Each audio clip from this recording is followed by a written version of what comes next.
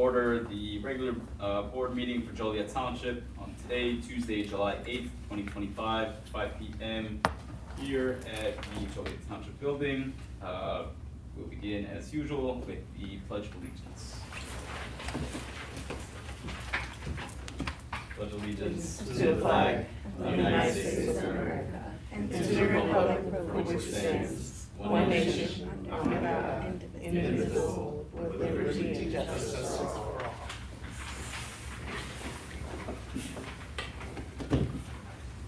Begin now with roll call. Madam Clerk. Trustee Adamowski. Here. Trustee Vivian. Here. Trustee Gavin. Here. Trustee Washington. Here. Supervisor Guerrero. Here. Good. And with everyone in attendance, we do have quorum, so we'll continue on now with our agenda. Has everybody had a chance to review the items on the agenda? Any questions before we begin?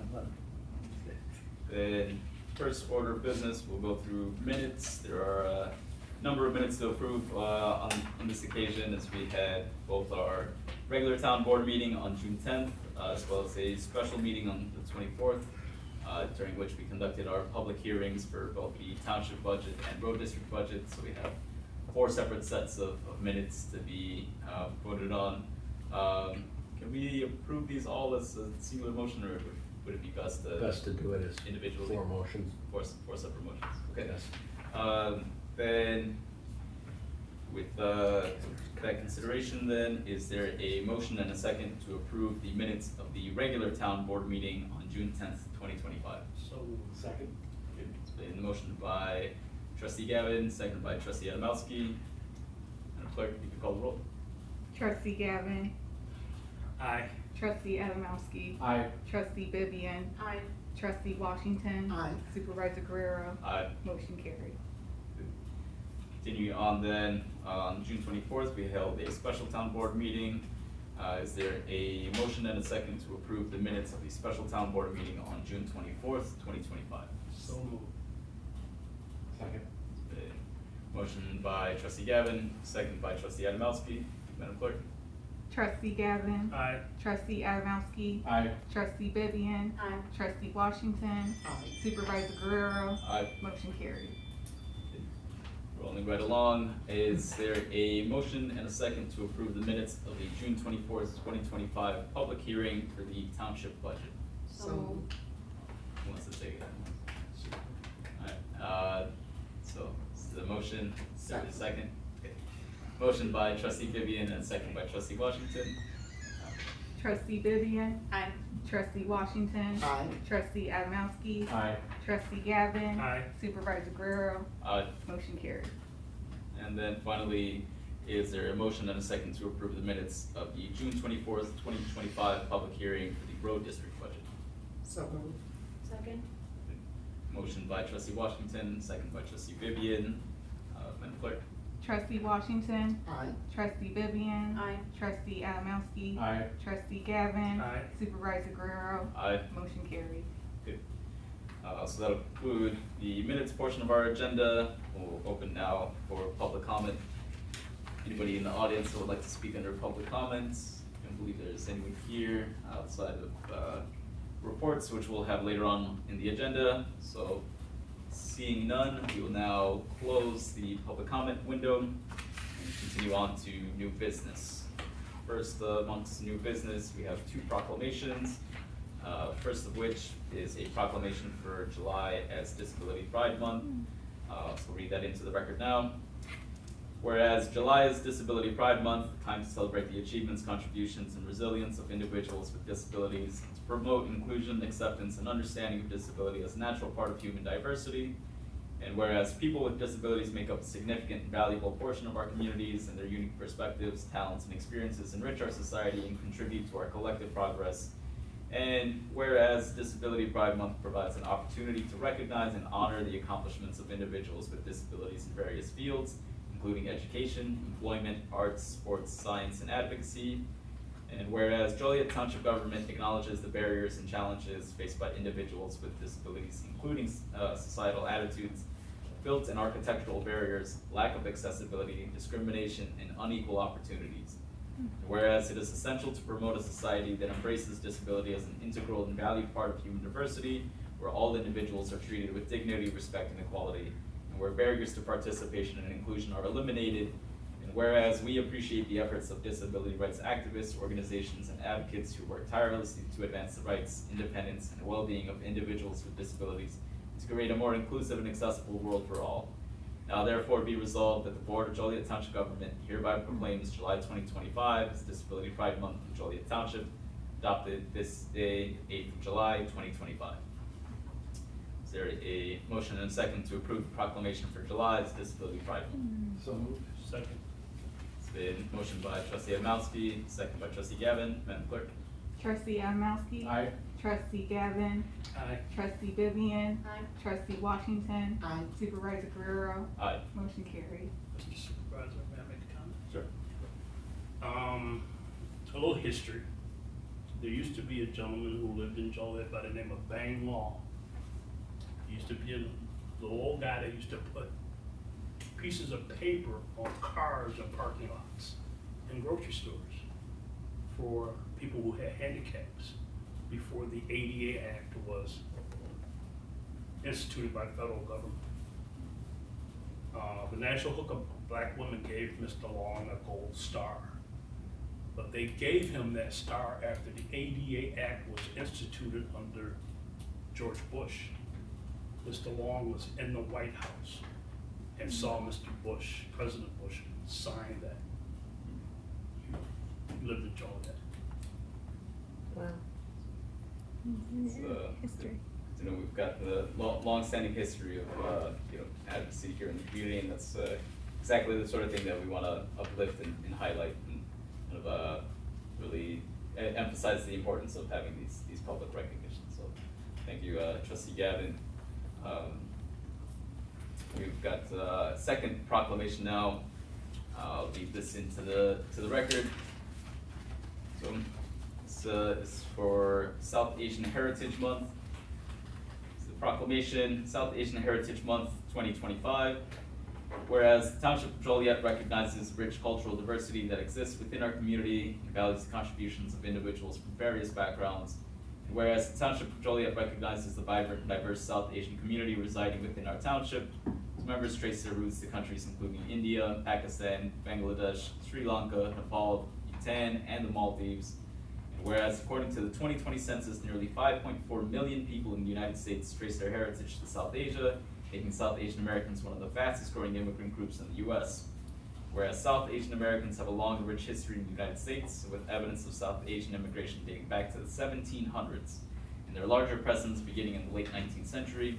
Whereas South Asian Americans have faced challenges and discrimination throughout their history, including restrictive immigration acts and legal barriers to citizenship, but have persevered and contributed significantly to various fields including business, arts, entertainment, politics, and community activism. And whereas South Asian Americans have enriched our society through their cultural practices, including food, yoga, classical music, Bollywood, and more, which have gained followings among a wide range of Americans. Whereas during South Asian Heritage Month, it is important for all community members to come together to promote mutual respect, understanding, and unity among the diverse communities in our township.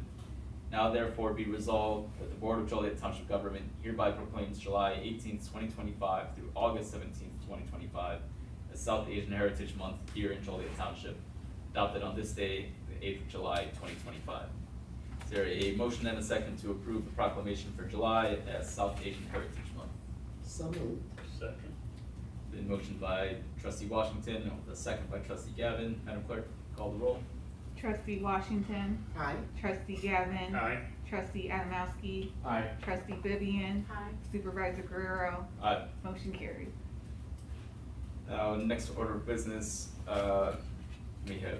may look familiar from our last board meeting, so we have to appoint designated FOIA officers, not only for the township office here and for the, but also for the assessor's office in the road district. And so today we'll be bringing forth a resolution to designate FOIA officers specifically for the Joliet Township Road District. If there's any FOIA requests that are pertinent to specifically road district matters. So we spoke with and Celestio is our highway commissioner, so he is if you wanna come up. Yeah, just for a second. So the FOIA officer I'm suggesting being appointed as the executive assistant, Anna Donovan. She actually completed the training yesterday and has her certificate. And we found, some of the changes and, the most updated FOIA, some of the stuff interesting. So it may or may not inform, some of our practices. So, but it was good to go through that yesterday. And like I said, the Anna Donovan. So I don't know if you have any questions for me about that. All right. Yeah, so just for clarity for the board and for the audience, then while they public facing, it seems that it's all sort of one entity. Road district is its own separate entity, distinct from general assistance or from the general township. And so while not everybody knows that, we have to make sure that we're making that distinction. So any FOIA requests that come in that are specifically pertinent to road district matters would then go to the Hannah Donovan as the designated FOIA officer. Anything relevant to just general township would still come to us, to our clerk and designated backup officers here for the township. So with that in mind, is there a motion and a second to adopt resolution number 2025-01 RD to designate a FOIA officer for Joliet Township Road District? So moved. Second. It's motion by trustee Vivian, second by trustee Gavin. Madam Clerk, call the roll. Trustee Vivian. Aye. Trustee Gavin. Aye. Trustee Adamowski. Aye. Trustee Washington. Aye. Supervisor Guerrero. Aye. Motion carried. So moving on here, our next item under new business is the approval of community grants. We have two listed today. This is for After the Peanut Not-for-Profit and Blueprint Agency Not-for-Profit.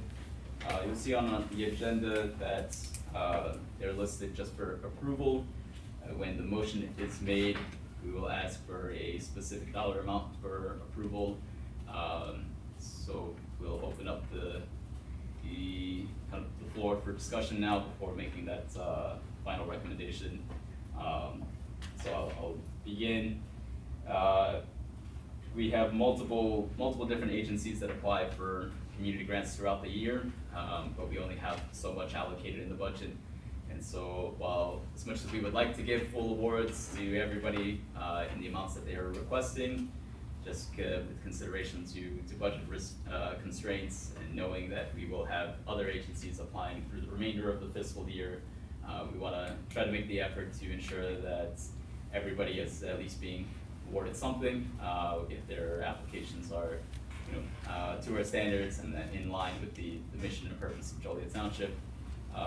So we expect that we'll have additional applications coming in through the remainder of the fiscal year. So with that in mind, I would ask the board to make some considerations that we can't give full requests to everyone, otherwise we will very quickly run through that portion of our allocated budget. I would ask if there's any input from the board in regards to the general direction you'd like to kind of take for future applications, if there's maybe things that we would like to promote, things that we would like to discourage. Speaking with some staff who are familiar with previous applications, it would be my recommendation that we encourage as detailed cost breakdowns as we can during the applications, that the applicants give us as to the dollar amount as much as possible, line item breakdowns of what they intend to spend. We do have provisions in the agreements for some oversight, so we can ask the awarded agencies afterwards, can you demonstrate to us that receipts that indicate that we allocated this money to you, it was used for the proposal that you gave us, and that it is in line with the agreement that we have issued. So I think that it's much easier for us to be able to justify an award when there is a specific dollar amount that is attached to clearly identifiable material costs, And so looking through these two applications, we gave consideration to prioritizing equipment and material purchases, and like some direct costs for personnel. I would say it would be my recommendation that we try to discourage administrative costs, as those can be a little bit hard to define. So anything, if you're making a material purchase, there's a very clear specific dollar amount that's attached to that, right? We spent exact amount of dollars on physical supplies that they can be counted, they can be itemized, and so with those considerations, it would be my recommendation that we make an award to After the Peanut in the amount of $13,000 and an award to Blueprint Agency in the amount of $2,000. Has everyone here had a chance to review the applications? And now would be the time to ask any questions or any feedback that you might have. I did review the applications, and I don't feel that we should be in any grant application paying salaries or rent.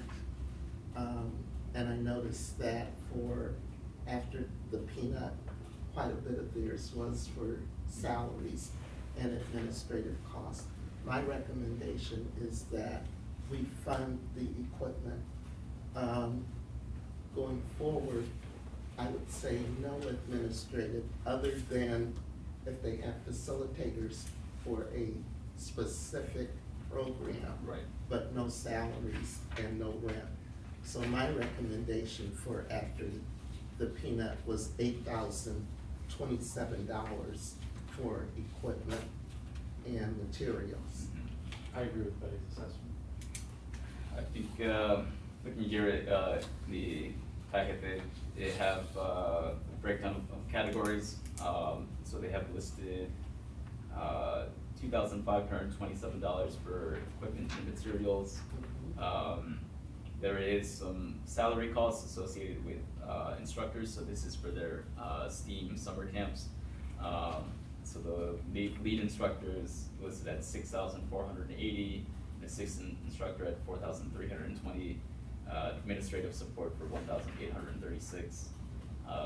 So just doing kind of a rough estimate, the way that I came up with the number for 13 is just adding together the cost of equipment and materials at roughly $2,500, and then the lead instructor and assistant instructor. I think those are quantifiable expenses that that has clear oversight. So that's how I came to the number of 13. And What was the agree. number that you I suggested? came up with 2527 for, I think you said. For equipment and materials. 3,000 For for the curriculum, curriculum, and 2,500, for marketing and outreach, so just these three expenses those here. three. However, if you're saying that the instructors are actually facilitators, they're not their employees, if they're just for that program, I can agree with the 13,000. Otherwise, if these instructors are her employees, then I disagree that for the salary portion of it, or instructor portion. I believe let's see if I can find it in here. I don't know if anybody else has Yeah, any. I agree with Betty. I don't think that the grant should be used to subsidize salaries. Mhm. I think that they should be used to subsidize programmatic priorities. So if this is a program that's not a regular day-to-day or organizational thing that they do, then I can be open to using grant dollars for that. But if it is simply to, you know, plug the finance gap to pay people, I can't get behind that. It should, in other words, there should be a value add to what we're already doing. I'll see if I can find it in here. What specifies.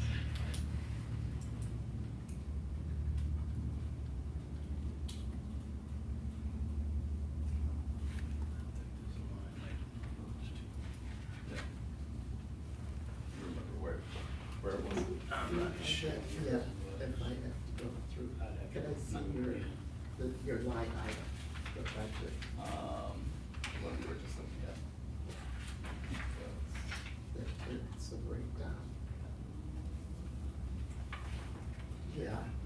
instructor, assistant instructor under personnel, which is also listed the administrative support.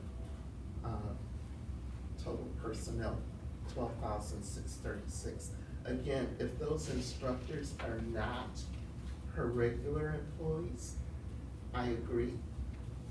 Generally, they will list as facilitators, but she's, you know, I don't want to quibble over Right. the semantics, if it's Sure. instructor or facilitator.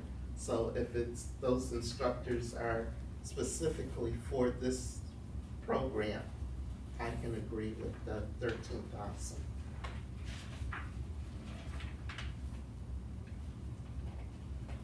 Wish she was here and we could just get that clarity now.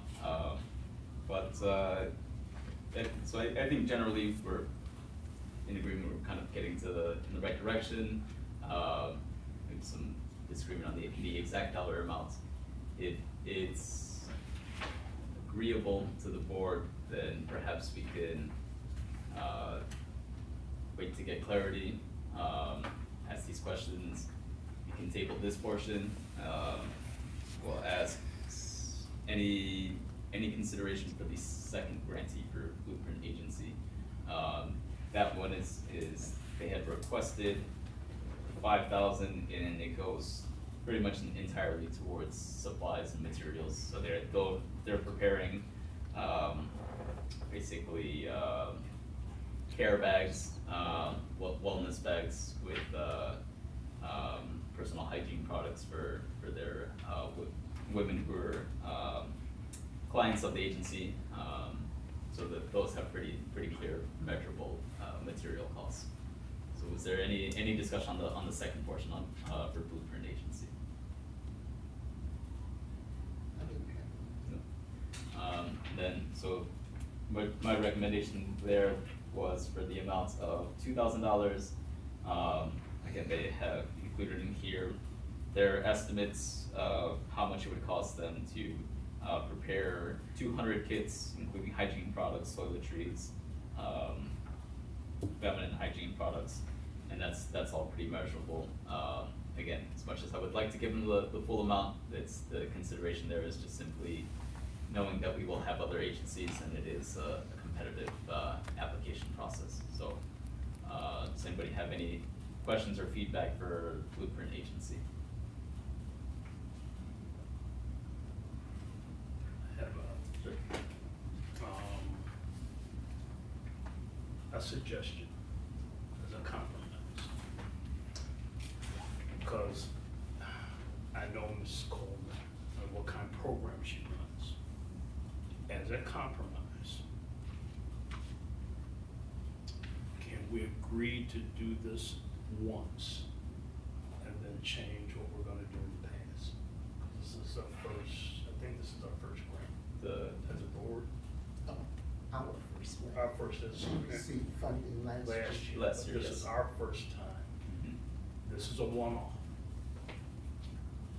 But then to change our policy in the future, to get this pushed through. I think for certain, there is a sort of grading rubric that was included, but I definitely would appreciate feedback from the board on what it is that you guys are looking for in consideration for the applications, and we can revise what that grading rubric would look like, and then just try to, as Trustee Gavin said, try to make those expectations clear to any applicants from this day forward to say, this is what we're encouraging, this is maybe expenses that we would discourage, and just to make those expectations clear for any future applicants. I certainly would be in agreement with that portion there of making that recommendation. So what was the dollar amount for your recommendation? Supervisor proposed. Pardon me? Oh, the 13? Yeah, that's what we had. Yeah. That's what. But in the future, this is what we're looking for, not to do that, since it's our first one out of the box. This is a one-off, And to I get the think, money into the hands of the agency.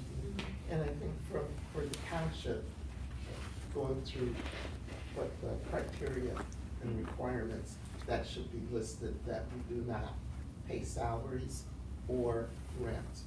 And I do know that, many of these agencies are getting other grants. Right. And some I have reviewed, and we do never do salaries. So they are aware, most of them are aware of that. Right, so, yeah, I think I would agree to those recommendations going forward, that we, I think that those were factors that were brought into consideration, but if we'd like to formalize that, kind of put it into writing, and just say, these are very clearly unallowable expenses, this is what is allowable, and then from there, this is what we would encourage, but still give them some leeway on how they decide, well, you know, what are the top priorities and the needs of their own agency. They would know their own needs better than us, but we can certainly include that to say, these are expenses that we just will not cover at all. So, we're all sort of in agreement with that. Yes. I can get behind that as a one-off, as long as we're all, you know, same page. Yeah, well, What is the overall size of the bucket? It is, It's 100,000, a little over half has been spent, so you guys. Yeah. How much? 100,000. So it's 100,000 for the year based on what has already been awarded. Not Got yet. about half left. Yeah, not including this, we were at $43,500. But that's, if we give this amount here, the 13 and 2, so that would be $15,000 that we would issue tonight, which would bring us down to 28.5 for the remainder of the year. And as I mentioned, there's a handful of agencies that are sort of recurring applicants that have not submitted for this year, but that we fully expect will be submitting an application for this fiscal year. And so just with that consideration, knowing that if we do award the 15,000 total for this year, that we'll only have 28.5 for the remainder of the fiscal year. So that's why we have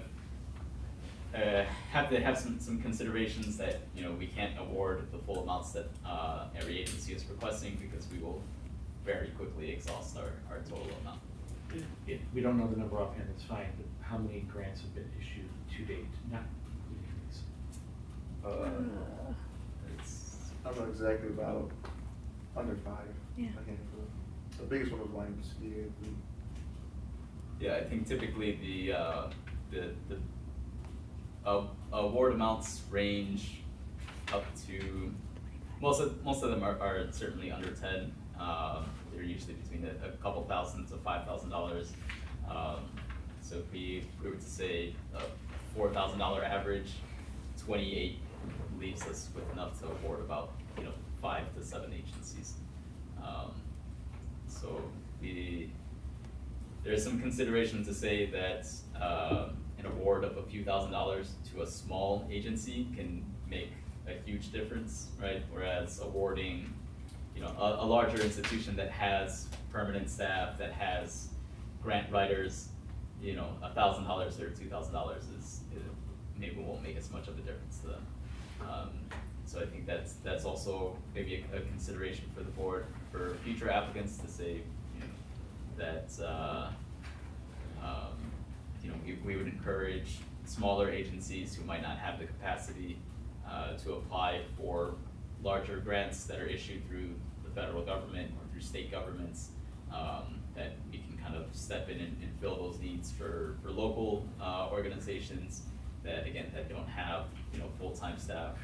So that's maybe not something that we need to formalize and put into paper, but again, that we can say, here's what we're looking for, here's what we would encourage.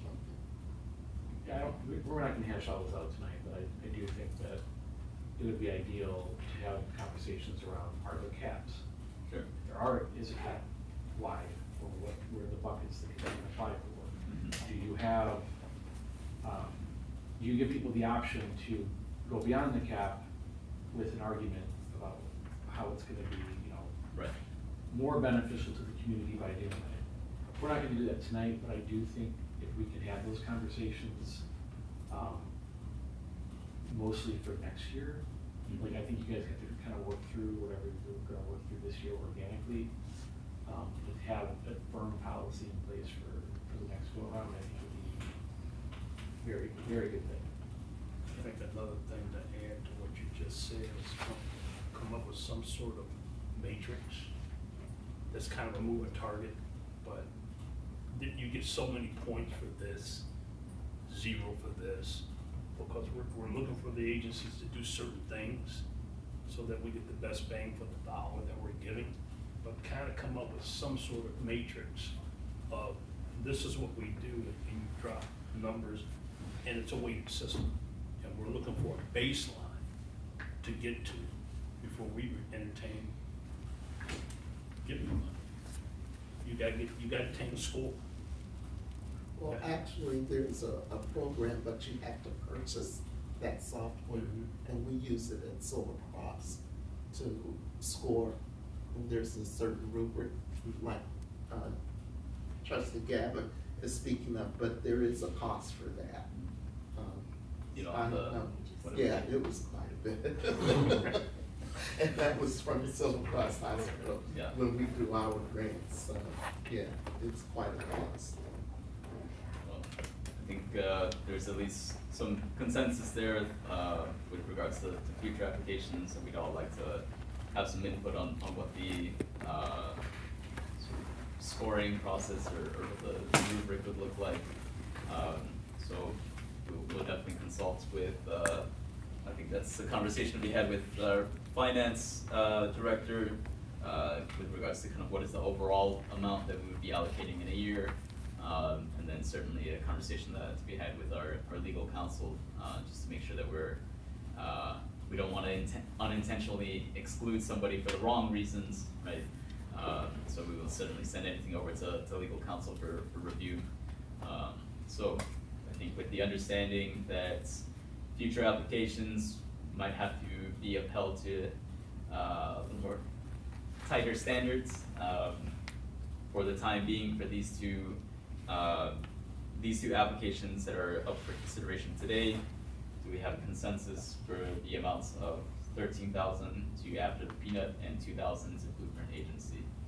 Does that seem agreeable? Unless anybody has any recommendations otherwise, I would ask if there is a motion and a second to approve community grants for After the Peanut not-for-profit and Blueprint Agency not-for-profit in the amounts of $13,000 and $2,000 respectively. So moved. Second. It's been motioned by Trustee Gavin and seconded by Trustee Washington. Madam Clerk, call the roll. Trustee Gavin. Aye. Trustee Washington. Aye. Trustee Adamowski. Aye. Trustee Vivian. Aye. Supervisor Guerrero. Aye. Motion carries. Thank you, everyone. That would be the conclusion of our new business portion of the meeting. We'll now move on to reports from our various departments.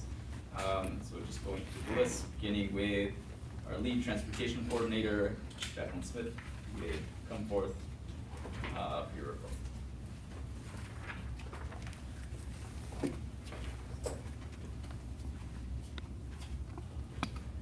evening, everyone. For the month of June, we have been exceptionally busy in the Transportation Department. We completed a total of 846 trips. On June 20th, the department received 2 additional vehicles, and we will have those vehicles temporarily until mid-September. We got these vehicles this year because we realized last year the summertime was extremely busy, and we needed something to cover our spillage. So we have these vehicles that we are actually using quite often. Throughout the summer, the Transportation Department actively assists with several youth programs, including the YMCA, Harvey Brooks Foundation, and the Salvation Army. Each week, we are transporting approximately 140 campers to and from their activities. We are also transporting every Thursday a senior group at the Victory Center, and they are going to various locations around Joliet, hobby stores, restaurants, local parks, things of that nature, and that's once a week also. And then we extended 2 MOUs with existing partners. Any questions? I have one, but it's pointed towards Ivan. only because I've dealt with kids before. Does our insurance cover us dealing with kids? Yes. Okay. We're good. Any Thank other you. questions? Thank you. Thank you. Thank you. So we're gonna be continuing to pursue different agreements with few agencies in the area. Had some productive meetings even just earlier this morning today, earlier this week, and so I think as the word gets out that that we have reliable, consistent transportation methods available, I think more agencies will kind of take us up on that offer. As we met with some of them even this morning, who said had no idea this was available, had no idea this was an option. So I think we're expecting to see some good growth for transportation department this year. We'll move on here. We'll go straight down the column. So next we'll have our General Assistance Director, Patricia Benziano.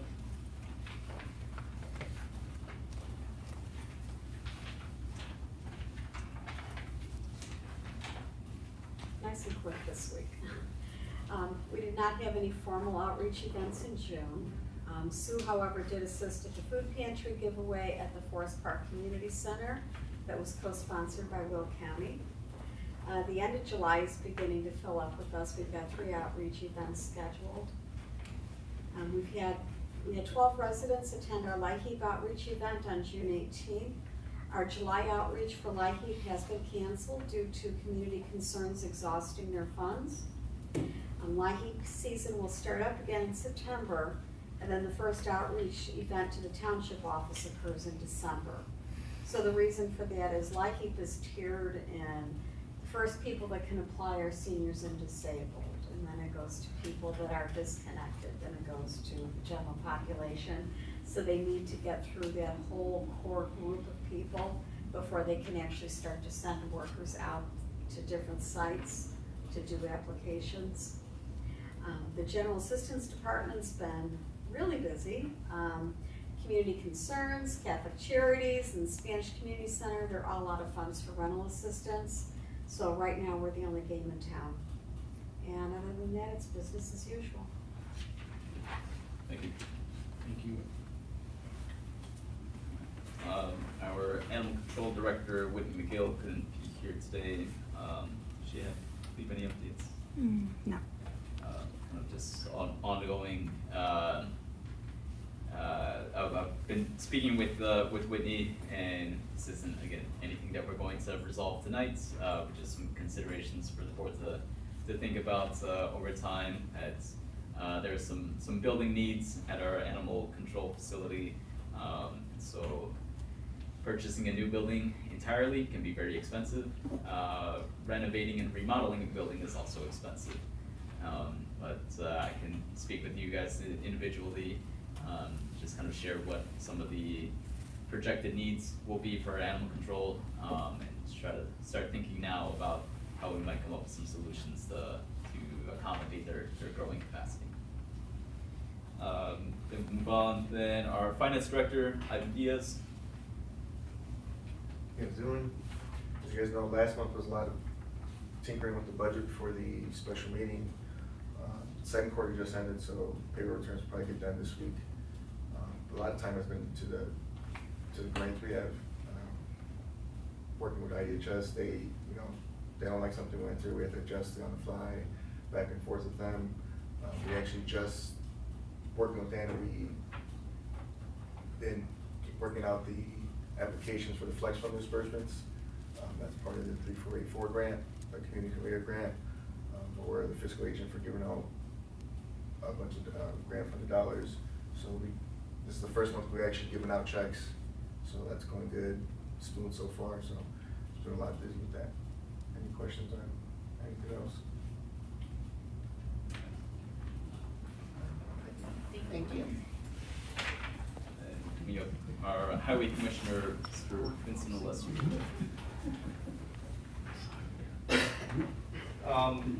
We've been less busy with mowing because it's not been very raining, so we haven't been doing a ton of that. But we have been doing, the shoulder stone, particularly on Patterson, that gets eaten away by the trucks, you know. So we've been doing a lot of putting the shoulder stone on to the side, which helps, you know, that's where a lot of the potholes develop.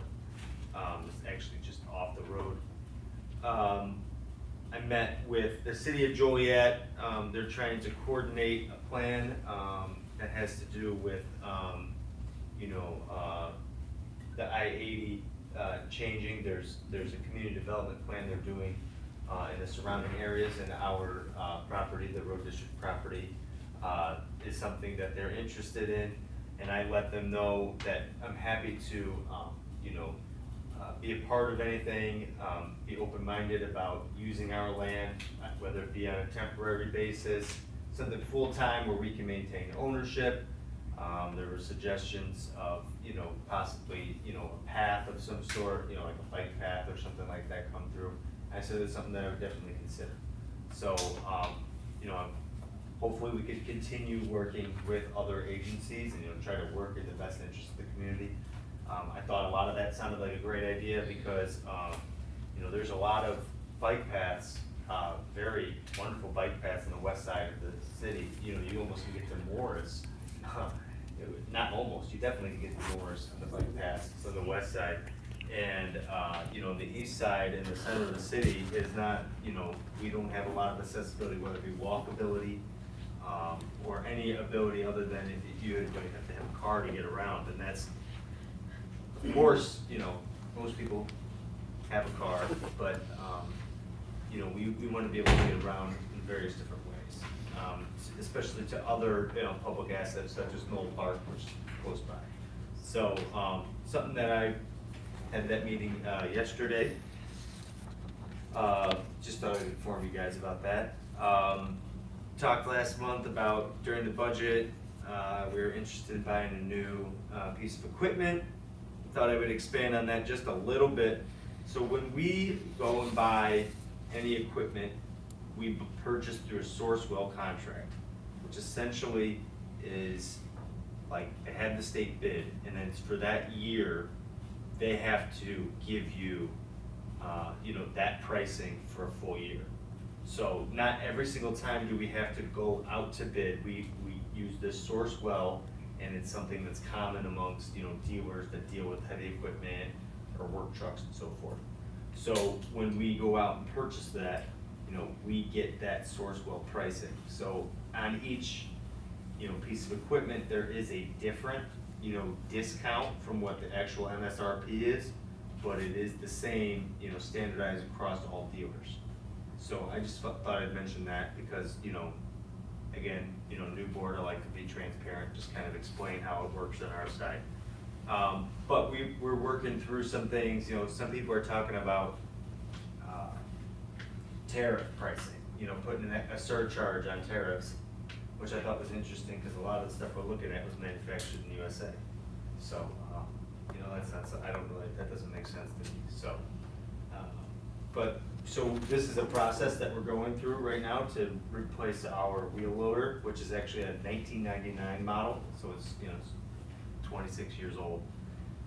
So we're going through that process right now. We're trying to get a good trade value on that and try to purchase a wheel loader that meets our needs a little bit more, that would help with like our shoulder stoning. We would, you know, we would use that as a part of that, which would be easier to use than the way we're able to do it now, so we could spend less time, get more done. And also replace that piece of equipment that's from 1999, which, like I said last time, some of the parts are becoming obsolete. So really that's kind of what I've been working on. I don't know if you guys have any questions for me. You said you're working on Patterson Road. Are you doing anything up McKinley? Because that's really bad when you turn off of McKinley, Patterson Road. as far as I understand it, is the city's fur portion, most of it. Yeah. Why McKinley, did you turn off of Patterson Road? yeah, I think that's the city right there, Okay. yep. Because it's in bad shape. In terms of like the potholes or Potholes, the side. the side, Yeah. I could look at it tomorrow and I could see what is ours.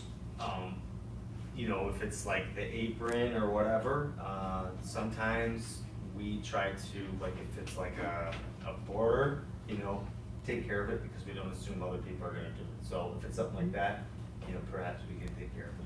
But no promises. No, If it's the no. cities, you know, I Right. can always contact them and, you know, see if they can do something too. Okay, Yep, thank you. no problem. Any other questions for Vince? All right, thank you guys. And I learned today, meeting with Clark Mosquito Abatement, that our road district, facility is the site of a mosquito trap, where they'll collect live specimens and then get those tested to be able to track the spread of things like West Nile virus. And, so just thought that was interesting that we were actually, that we host that on a location. We'll have up next then, continue with our reports, from our assessor's office, James Franceschi. Good evening, everybody. So we have turned in our books to the county, and that's the first step. What's gonna happen now is the county looks at our assessments, how much we raised them, do we need it? Are we going to get a state equalizer?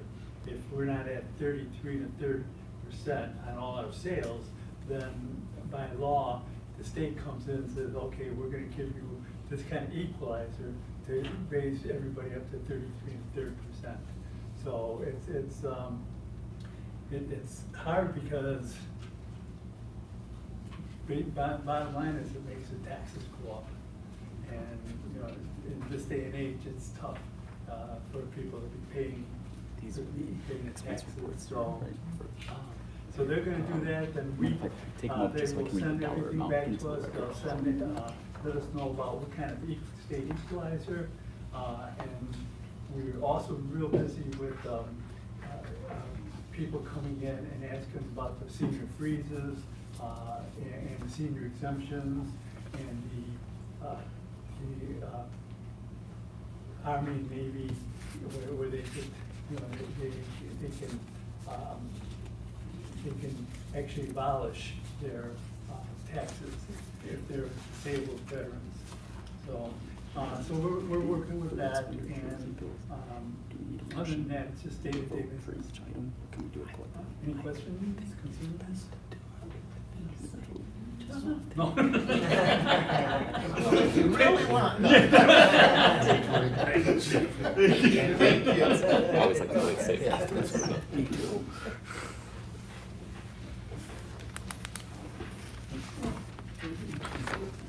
Okay, so thank you, Jim. Next, continue with our reports. I'm sorry. Director of Human Resources, Eric Holmes. Okay. Also, my glasses are normal, not special recorders or anything. They are regular glasses that transition. I need to see them. I gave all the reports. Good evening, everyone. Since our last meeting, did something crazy. I got married. The township continues to grow. We hired 5 new employees and currently have open positions as follow. Transportation needs 2 part-time drivers. Animal Control Department has 3 part-time weekend kennel techs positions and 1 animal care specialist position. Our Community Violence Intervention Program has 1 part-time community liaison position available. We currently have amazing 11 interns placed across our partnering agencies. They are with us for 8 weeks, 20 to 26 hours, and they report to me weekly. We recruited through word of mouth, Indeed, and Handshake. Most interns are with our partnering agencies, and I'm happy to report we received excellent feedback about their contributions so far. We also completed safety training for general town staff, also our assessor's office, and animal control with training for transportation scheduled next with TORMA. AFLAC representative will be coming out to help staff better understand their benefits. what I'm doing each month is, having one of our, benefits, representative come out before we do open enrollment, because we do have a lot of new staff and they don't understand their benefits and that kind of thing, so that they can have better understanding of their benefits. And we continue to share all employees stay update with mandatory sexual harassment and safety trainings. Lastly, we're actively exploring new resources to make Joliet Township an even safer and more supportive workplace. And that concludes my report. Anything from Questions? the board? And then you Awesome. said they can apply where? On Indeed. Mhm. Thank you. Thank you. Thank you. Up next, we would have our senior liaison, Mr. Jeff Wallace. He was unable to attend today. We do ask everybody, wish him well. It's kind of had some health concerns. He was temporarily in the hospital. He has been since released from the hospital, but we just want to, make sure that he has a quick and full recovery. So he did leave he was able to leave his report with us here. So I'll just kind of briefly highlight what's mentioned in here. So Jeff attends the meetings for the various senior citizen groups that we sponsor here at Joliet Township. And so just included in his report here is the Senior Citizens Association on June 12th, which had 98 members present. To go quickly through here, I'll kind of just read the highlights. Then Second Baptist Senior Ministry Group on June 14th. St. Joe's Seniors Group on June 18th, had up to 104 members. And continuing on, St. Joe's Senior Group, I guess they had a great chicken lunch, so that's good to know. I will say, in the few instances that I've attended these senior lunches, they're pretty well done.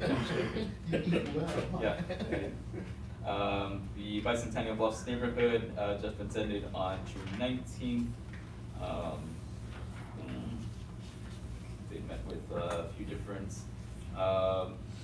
They spoke about their neighborhood cleanup, which they conduct every year, and had a presentation from John Lukancic, director of the Community Emergency Response Team, whom we are also working pretty closely with respect to our violence prevention program. I'll have more updates on that as we go on. Met with the retired teachers, Jeff was not there at the retired teachers meeting, but I was able to attend in his stead, so that was on June 25th. 66 members in attendance that day. And then the SOAR meeting, which is the retired steelworkers, on June 26th. Upcoming meetings, which would be prior to our next board meeting, Moose Lodge Seniors Group on July 7th. The Paulites on June 9th, Senior Citizens Association Picnic on July 10th, and the next Bicentennial Bluffs neighborhood meeting on July 17th. So, Jeff, just hands off. I want to thank the Township Board, all of the other officers and staff for your support. I love going to these meetings as I'm with people of my own generation. But thank you to Jeff Wallace, our senior liaison. Next, we would have our clerk, Kendra Lanker, if you have anything you'd like to share. So most of my time in June, again, has been related to board meetings and then FOIA requests. In June, I did attend the TOI, newly elected officials training, along with trustee and supervisor. And also, in June, I went to the county clerk had a clerk collaboration session that I went to, and I got to meet and mingle with the other clerks in Will County, and then just learn more about their office and then the staff who work with the county clerk. But that's all for me. Anything? No questions? Thank you. Thank you, Madam Clerk. Next, supposed to be me. We'll keep this brief, as I think we've gone through most of the major updates for various reports. I will just kind of echo on with the report for human resources that we have been pretty aggressive in our hiring efforts. So we had some vacancies that we had to fill rather quickly. These are kind of programs that have kind of somewhat strict deadlines, as they have monthly requirements, and so we don't want to delay those hiring processes. We want to make sure that we're getting those vacancies filled, and that the new employees that we're hiring are onboarded rather quickly, and that they feel ready to hit the ground running from day one, since, as I mentioned, there's some pretty strict programmatic deadlines that we have to meet. So amongst that, emphasis on our violence prevention team. So we'll be hiring for the violence prevention community convener, and we're also onboarding our team for trauma-informed behavioral health. That was a grant that we were not expecting to be renewed. We were notified that we had been renewed for an additional fiscal year, but because we didn't expect to have that renewal, we're kind of going through that hiring process rather quickly. It's not hasn't been made quite official yet, but we are currently onboarding somebody for that, and we hope to have them start before the end of the month. And we're conducting a few more interviews for the community convener role also. Hope to have a decision made on that before the end of this week. Have the offer letter extended, and then to have them also onboarded and beginning their role before the end of this month. I think that would be all. Those are the that's sort of been the emphasis of this last month. Is just onboarding a lot of new staff. I'll make mention to Tyler, who's been brought on as our program policy coordinator. He's just started with us. It's been about 2 weeks now. 2 weeks. So Tyler's been hitting the ground running. We like to say that there's not an average day here at Joliet Township. Every day is different. Every day has been presenting its own unique challenges that we've had to kind of very much act on the fly, and there's a lot of flexibility that's required to be able to work and thrive here. But I think everybody has met the challenges so far. So once again, thanks to all of our staff. All been wonderful in support. I think we're excited for what's to come this year. As I mentioned, our transportation department, I think, has been really successful in making some more formal agreements with different agencies. We expect to have a few more coming in the next few weeks, and just the more that we can get those consistent agreements, that makes things easier for us. So really, that's been kind of the emphasis in these last few weeks, and will be for the time being, is just trying to create consistent regularity, right? Creating systems, implementing those systems, and making sure that they're actually being followed and upheld. And so I'll be reaching out to each one of you as the members of the board individually to seek your guidance and your input as we again look at things like the grading rubric for community grant applications, but also would like to get your input as we start to make some changes to the programs and procedures that we have running here at the township office. I mentioned again also, and I'll bring it up, we've got some pretty significant capital improvements to be made. And so, as you guys might have noticed already, this building, while I enjoy the wonderful view from my office, we will very quickly be approaching capacity in this building. And so we are kind of limited for space, not only here, but at our animal control site and at our satellite locations. And so that'll become a top priority for us to be prepared to make those ongoing capital improvements to the Forest Park Community Center, now the Louise Ray Community Center, to get that up to speed so we can have office space out of there and have some of our staff working out of a functional workplace. We've got some, Jackie, you can testify to the Mitchell Center kind of having some changes in and out of there, but we expect to have those spaces filled very soon also as we are onboarding our new staff. So that'll be a consideration for the board to keep in mind is how do we contend with the just physical limitations of our buildings, and how do we continue to make sure that our staff have an adequate workspace as we continue kind of to grow the team. So again, that's not something that I expect us to figure out now. That's going to be an ongoing conversation between myself, the board, and our staff. But just want to make sure that everybody keeps that in mind, that will be a sort of long-term goal for our 4-year term here for administration. So with that, we'll move on then to the rest of our agenda.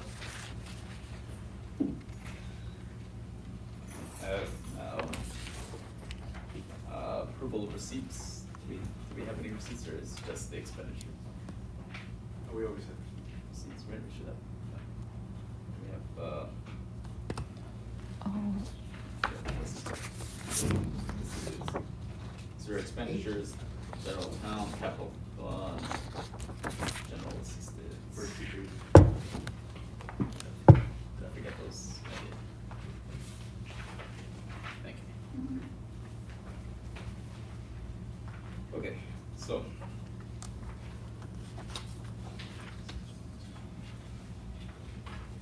Get this in order. Capital fund.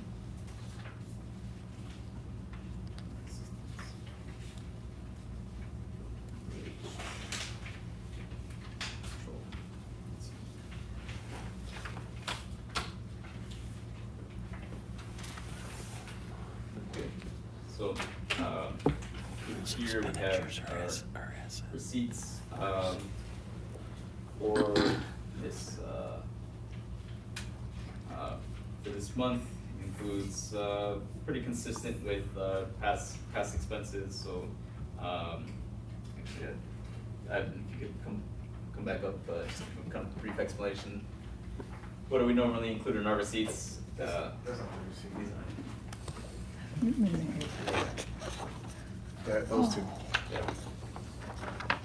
I have too many papers up here. Yeah, these are all, That bottom. The town.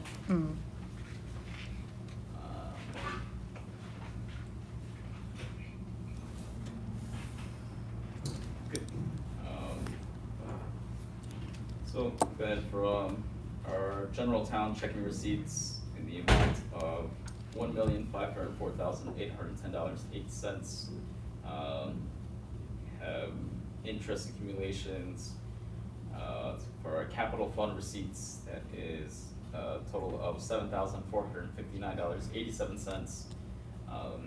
Interest in real estate tax distributions for our general assistance totaling $8,680.38. Interest real estate tax distribution Illinois funds for road and bridge totaling $727,524.39. Then we have interest accumulation, monthly fees, and that's from the city of Crest Hill. So this is for our animal control. NASCO. I can read it. Yeah. NASCO's from, it's where they get the bodies, they dispose of the animal parts, and they get refunded part of it for science purposes. But most of the funds this month are the first 2 payments of the real estate distributions, which are levy. Illinois funds is the property replacement tax for the state. And interest is every month. You get monthly for animal control. It's no deal. So it's $1,500,000, $1.5 million for general town. Capital fund gets $7,500 for interest. General assistance got the real estate tax distributions, the second and third ones of the year. Road and bridge, I transferred some from the Illinois funds, which is the personal property replacement tax. They got their second and third distributions. It's normal. It's the same time every year. Animal control has monthly fees that they charge. local cities that don't have animal control, Joliet, Crest Hill, Rockdale. And we've had the regular receipts that they charge customers that go in there to adopt fees. And we also have the senior citizens levy, second and third. Those all get their levy distributions at the same time. And the second and third ones were this month. These are consistent with what we've seen in the past, nothing, no sudden spikes, anything out of the ordinary. No, it's usually regular. So, and with receipts totaling in the amount of $2,329,024.32. We need then a motion and a second to have approval of the receipts for the record. Make a motion that all cash receipts be put in their appropriate accounts. Second. So it's been a motion made by trustee Gavin and a second by trustee Washington. Madam Clerk, if you could call the roll. Trustee Gavin. Aye. Trustee Washington. Aye. Trustee Adamowski. Aye. Trustee Vivian. Aye. Supervisor Guerrero. Aye. Motion carried. Now, here be expenditures. Again, I think expenditures are pretty much in line with what we spend here. Yeah, you can just read the total. The red ones are the expenditures and for each fund. You can just read the, Yeah, okay. It should be in order. or I could read it if you want. We'll read them into the, so I think you've all had these, but we'll read them into the record, just for the sake of having it here. In the general town fund, we had expenses totaling $332,802.63. I think we're gonna make a motion in a second to approve each expenditure, per category, independently. So if we can get a motion in a second to approve the expenditures for the general town fund. So moved. It's been motion made by trustee Gavin, second by trustee Vivian. You call the roll. Trustee Gavin. Aye. Trustee Vivian. Aye. Trustee Adamowski. Aye. Trustee Washington. Aye. Supervisor Guerrero. Aye. Motion carried. Okay. Continuing on, capital funds, we had, is that right? We had no expenses for capital funds this month, good. So, no expenses in the capital fund, so the total amount would be $0. Is there a motion and a second to approve the expenditures for the capital fund for this month compared to? So moved. Second. Motion made by trustee Washington, second by trustee Gavin. We could Trustee call roll. Washington. Aye. Trustee Gavin. Aye. Trustee Adamowski. Aye. Trustee Vivian. Aye. Supervisor Guerrero. Aye. Motion carried. For general assistance, we had expenditures totaling $31,737.31. Is there a motion and a second to approve the expenditures for general assistance? Second. Motion made by trustee Vivian, second by trustee Gavin. Call the roll, please. Trustee Vivian. Aye. Trustee Gavin. Aye. Trustee Adamowski. Aye. Trustee Washington. Aye. Supervisor Guerrero. Aye. Motion carried. Moving on now to road and bridge. Road and bridge expenses for the month of June totaled $92,875.60. Is there a motion and a second to approve the road and bridge expenses? So moved. Second. Then a motion made by trustee Washington, second by trustee Vivian. Take call the roll. Trustee Washington. Aye. Trustee Vivian. Aye. Trustee Adamowski. Aye. Trustee Gavin. Aye. Supervisor Guerrero. Aye. Motion carried. Next, animal control. So expenses for animal control for the month of June totaled $90,703.66. Is there a motion and a second to approve the expenses for animal control for the month of June? Motion. Second. It's been motion made by trustee Adamowski, second by trustee Gavin. Call the roll.